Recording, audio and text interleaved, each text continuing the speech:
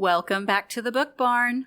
I'm Lasha. And I'm Lanie, and today we're so excited to be recording our back-to-school bonus episode with a very special guest. But first, do you happen to have a joke, Lasha? She's shaking her head no. I don't today. But I have one. All right. Okay. How much money does a skunk have? I don't know. 1 cent.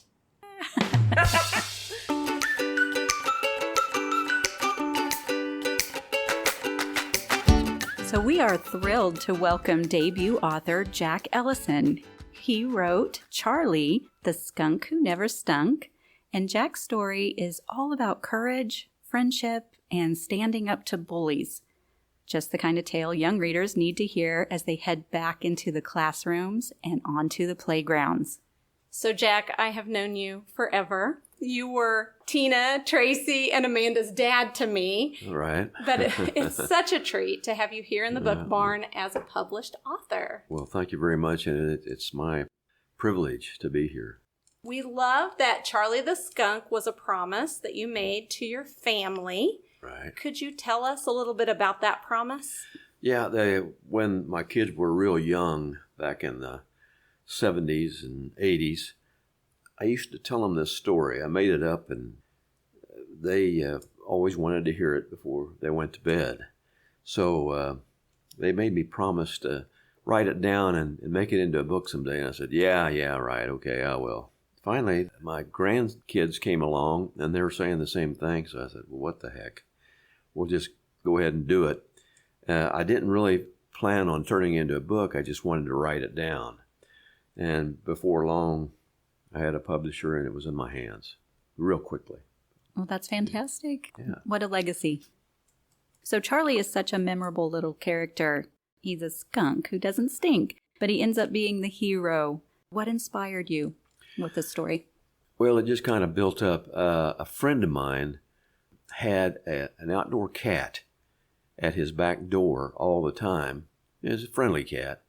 And one day a skunk showed up, a little skunk, and they started eating their food together out of the one bowl they had back there. Before long, 4 or 5 other little baby skunks come along. Well, the cat finally just moved out of the way and sat there for a long time and just watched them eat.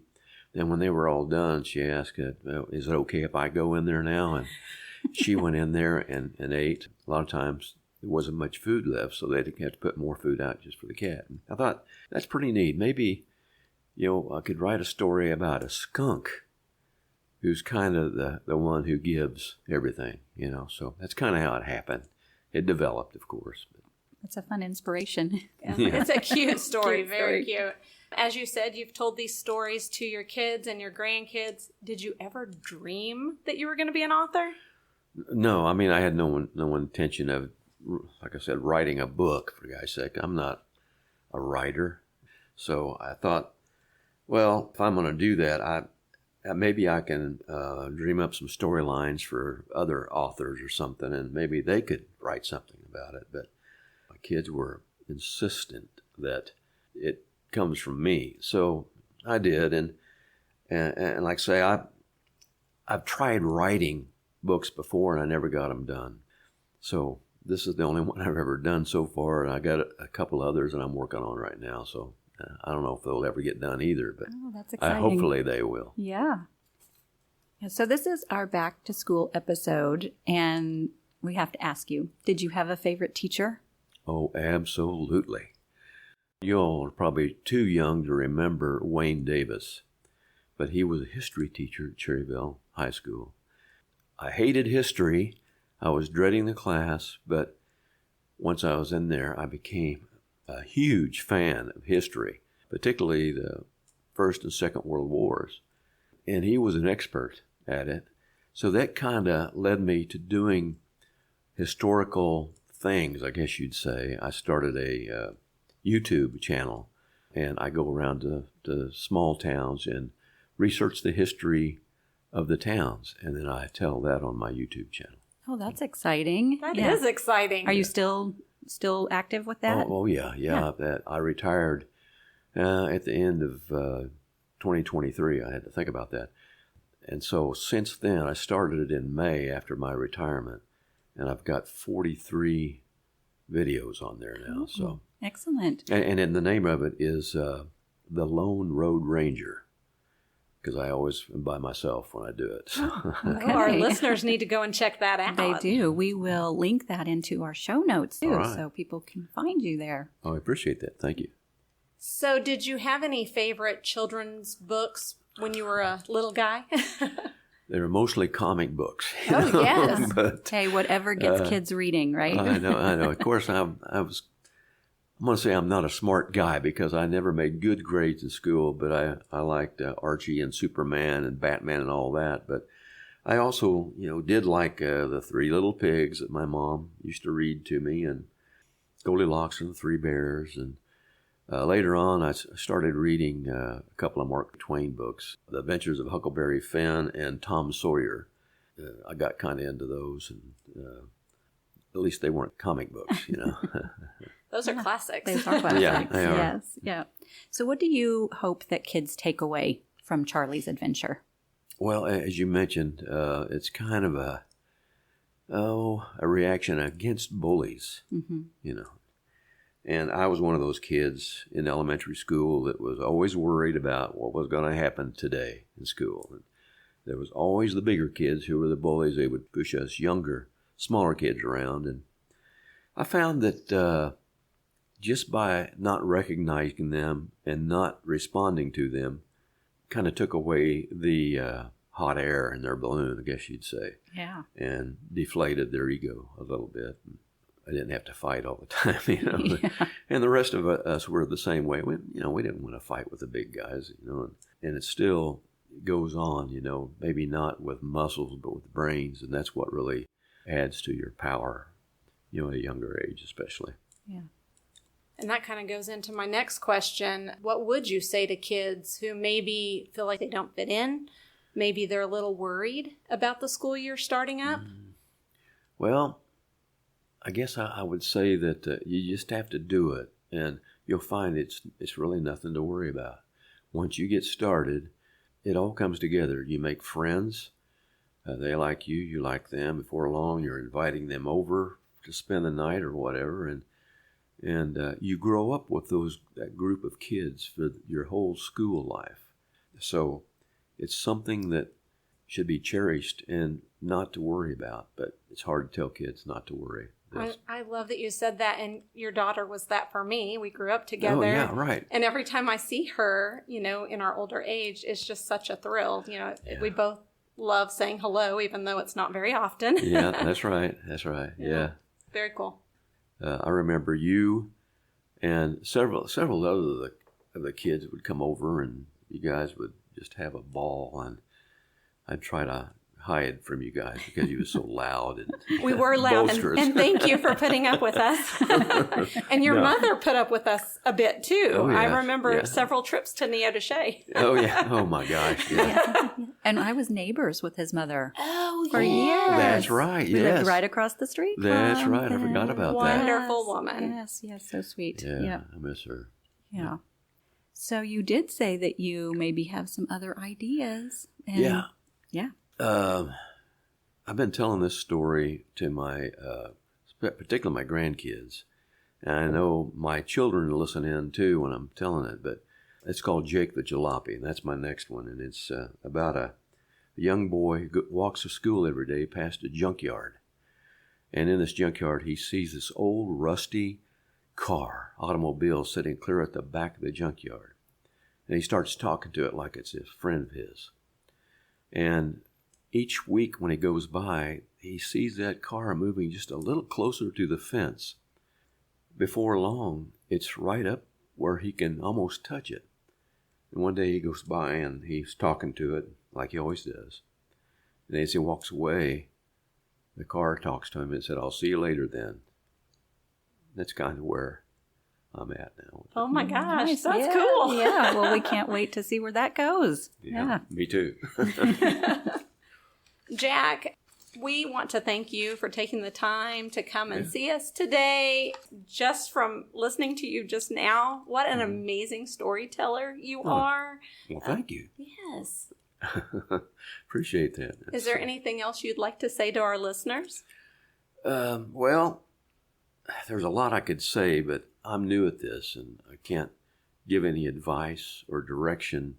I've been on Amazon and Barnes & Noble and all these looking at kids' books thinking that mine will certainly pop up in there. And there's literally tens of thousands of children's books. And so you have to search for the ones that you want. You got to know a little bit about them and go after the ones you like and what interests you. Yeah. This is a good one. And I read it to my granddaughter. And when we were finished, she said, "Gee, Mama, read it again." You know, that's right. I always wondered if that the actual sign of approval is not what adults think of it; it's what kids think. And I've heard several good responses like that. One lady said that her daughter brings her grandchildren over, that they start saying, "Charlie, Charlie, we want Charlie." Well, and Charlie is such a cute little guy. We've got Such the a book cute. right here. The cover is adorable. Yeah. Yep. So you just fall in love with Charlie. Yeah, Little that's kids right. do. That's right. Yes. Well, thank you so much for being on our podcast. We have really enjoyed it. We appreciate you asking me. If there's anything I can ever offer, I'll be more than happy to step in and do whatever I can. As soon as you publish that next book, we're going to have you back. Okay, yeah. It's in the process, so. All right. Well, best of luck to you, Jack. Thank you both. I appreciate it. To all the kids out there starting school, remember, your strength might not look like everyone else's, and that's okay. You don't have to be the loudest or the fastest to be brave. Find out what makes you, you, and hold on to it. And if you see someone being picked on, be the one who stands up. Be a Charlie. So we do have a little treat. Lasha read Charlie, the Skunk Who Never Stunk, to her granddaughter Collins, and I read it to my granddaughter Emma, and here are some of our favorite moments from that. Okay, we are going to read Charlie the Skunk Who Never Stunk. What's your name? Snuck. His name is Skunk. What's your name? Emma. Emma. And how old are you, Emma? 2. 2 years old. And how you doing? How you doing? Who are you? Collins. Hi, Collins. Hi. Are you my little granddaughter? Yeah. How old are you? 3. No, you're 2. We're going to read this book. All right. Charlie the Skunk Who Never Stunk by Jack Ellison. A skunk sat on a stump. The stump said the skunk stunk. The skunk said the stump stunk. So who stunk? The stump or the skunk? Skunk. The skunk. Well, it couldn't have been Charlie, since his stinker couldn't stink. No matter how hard Charlie tried, he just could not make his stinker stink. All of the other skunks could stink really bad, but not Charlie. You see, Charlie was a unique skunk. Not only could he not stink, but he was only 2 inches tall and 4 inches long. A really small skunk. Isn't he tiny? Yeah. It's like me. That is like me. That's like you? Yeah. Because you're little? Yeah. Okay. That's kind of you. That's kind of like me? Yeah. Because I'm bigger? Yeah. Okay. Charlie was one smart skunk. Are you a smart little girl? No. Yes, you are. Another page. Another page? Yes. Okay. It's this one. Oh, this one. Oh, yeah, this is a good one. The trees were being thrown to the ground and boulders were flying through the air. Then another horrible growl, only louder. Grrr! Suddenly, out of the forest stepped the biggest and baddest and ugliest and hairiest big bad wolf anybody had ever seen. All of the skunks on that playground were frozen with fear. That is, all except Charlie. He wasn't scared at all. For some reason, he was taking it all in. So here's Charlie. Charlie? He's being very brave, isn't he? Yeah. With that, Charlie turned around, raised his tail high into the air, and said, "Stinker, if you're ever going to stink, please stink now." See, he stunk him out. Look what Charlie did. Well, Charlie's stinker did the trick. He sprayed that wolf from the top of his head to the bottom of his big toe. Uh-oh. Everybody agreed that Charlie's stink was the stinkiest stink in the history of stunk. What's that? He's getting sprayed. What is that? He's running away. Even the skunks had to hold their noses. Well, the big bad wolf fell flat on his back, then woke up and went running into the forest, yipping, crying, and hollering for his mommy, while knocking over even more trees on the way out. And he never came back to the school for skunks ever again. Yay! Yay! Charlie made that big bad wolf go bye-bye. Yeah. Yeah. Now remember, Charlie was no longer the skunk who never stunk. Now, Charlie is the skunk that really, really stunk. Charlie says, "I stink." Is it good to stink? Yeah. It's good to stink if you're a skunk, right? It's okay. Did you like the book? Yeah. Did you love the book? Me too. Say, the end. Amen. The end. Say bye to everybody. Bye.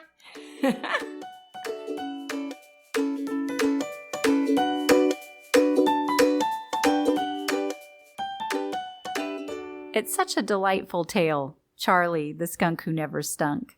And I can't wait to see what other tales Jack will publish. I know, me too. So listeners, you can buy Jack's book on Barnes & Noble. You can buy it off of Amazon.